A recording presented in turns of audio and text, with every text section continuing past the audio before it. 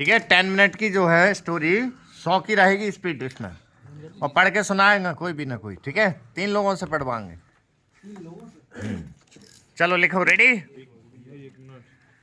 दैनिक जागरण भी और निबंधमाला और आयोग का तीनों मैटर चला दो सप्ते, जरा हाथ सेट हो जाएंगे। रेडी, लिखो।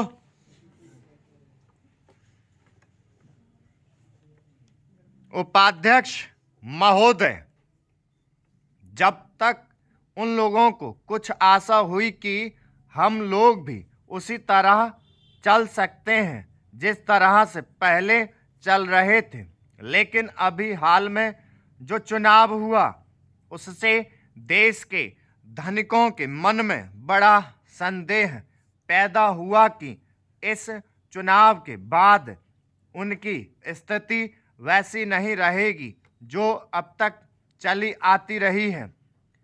गरीबों और अमीरों के बीच में अब तक जो बहुत बड़ा अंतर चला आ रहा था उसको अब तेजी से दूर करने का प्रयत्न किया जाएगा।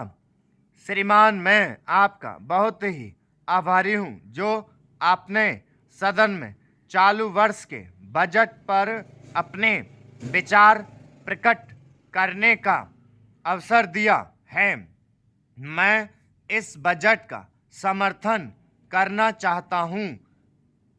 श्रीमान, मैं सबसे पहले अपने दल के नेता प्रधानमंत्री को इस बात के लिए बधाई देना चाहता हूं कि उनके नेतृत्व में देश में कांग्रेस दल को स्पष्ट बहुमत मिला और इसके फलस्वरूप यहां पर केंद्र में एक ऐसी सरकार का गठन हुआ जो कि देश में वास्तव में समाजवाद लाना चाहती है। मैं वित्त मंत्री जी को इस बात के लिए बधाई देना चाहता हूं कि लोकसभा के मध्य अवधि चुनाव में जनता द्वारा कांग्रेस दल को जो आदेश दिया गया था उन्हें स्मरण है और वह तन मन धन से उसका पालन करना चाहते हैं।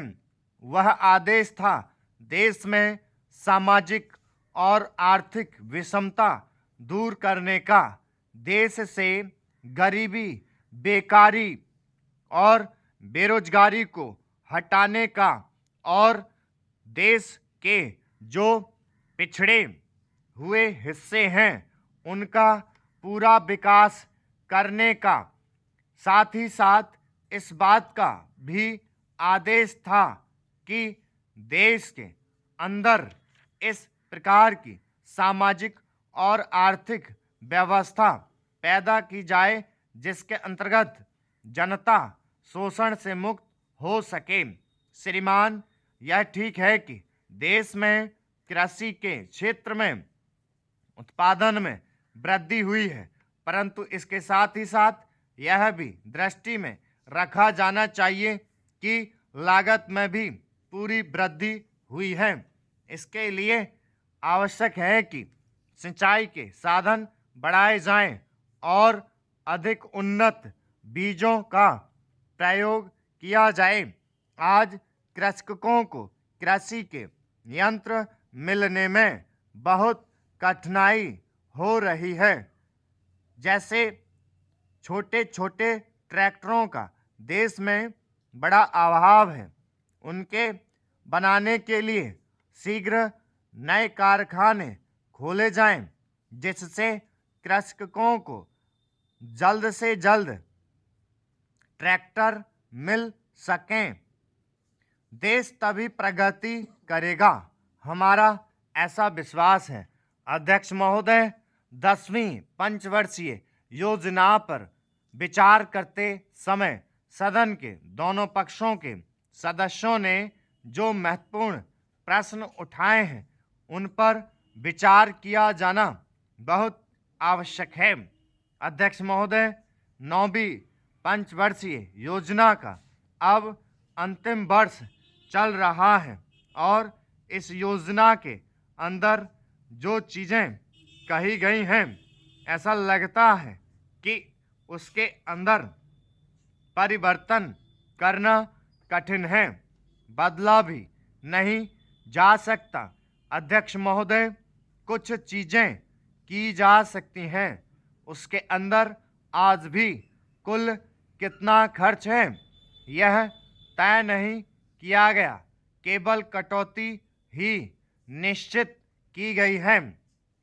शुरू में मैं यह कहना चाहता हूं कि यहाँ पर कुछ सदस्यों ने जो यह प्रश्न उठाया था कि इस पंचवर्षीय योजना का आशय कुछ सरकारी पक्ष से भी बताया है, इसके अंदर कमियां हैं और बहुत सी कमियां हैं जिनके ऊपर मैं यहाँ कुछ दोषारोपण नहीं करना चाहता हूँ।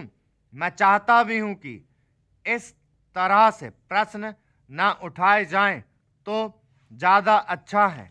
यह योजना सरकार ने बनाई है, यह योजना मंत्रिमंडल ने पहले बनाई और अनुमोदन होने के बाद भी इससे कुछ कमियां रह गई हैं, तो यह कमी रहने का दोष किसके ऊपर है?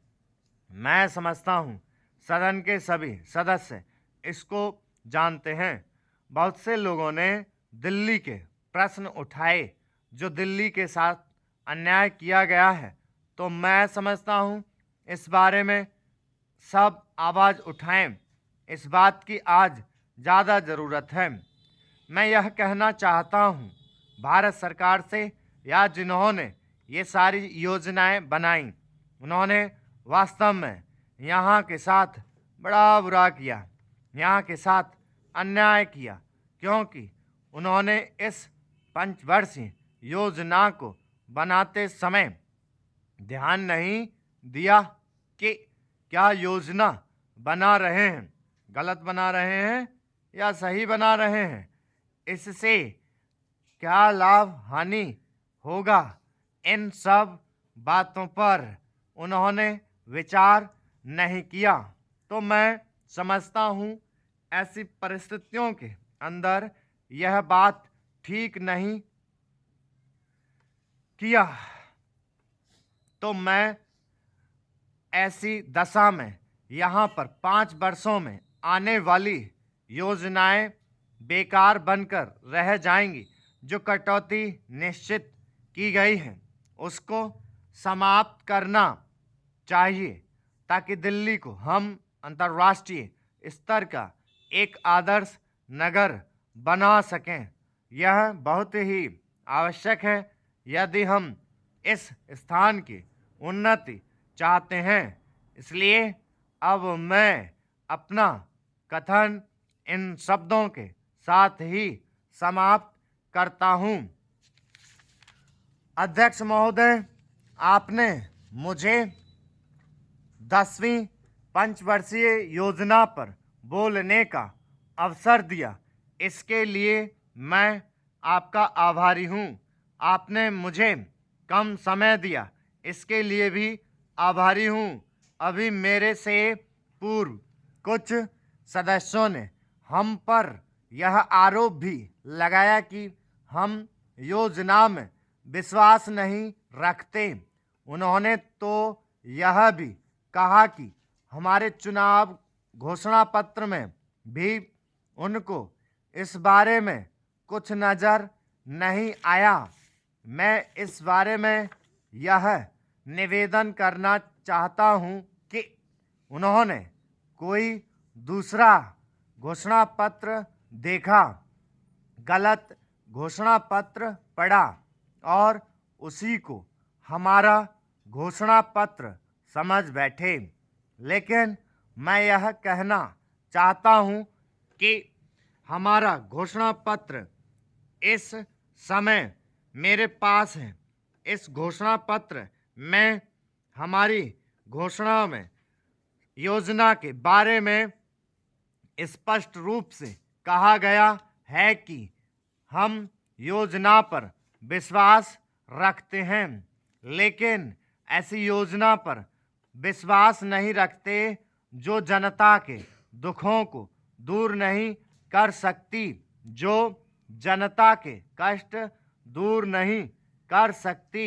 आज तक जितनी भी योजनाएं बनाई गई हैं, जिन्हें हम पहली पंचवर्षीय योजना, दूसरी पंचवर्षीय योजना और 10वीं पंचवर्षीय योजना आदि कहते हैं, और उन योजनाओं में हमने जो कुछ निर्धारित किया उनसे हम स्टॉप 10 मिनट की है। लिख गई सबकी? नमस्कार। देखो 10 मिनट की घर पे इसको पढ़ लिया करो, ठीक है।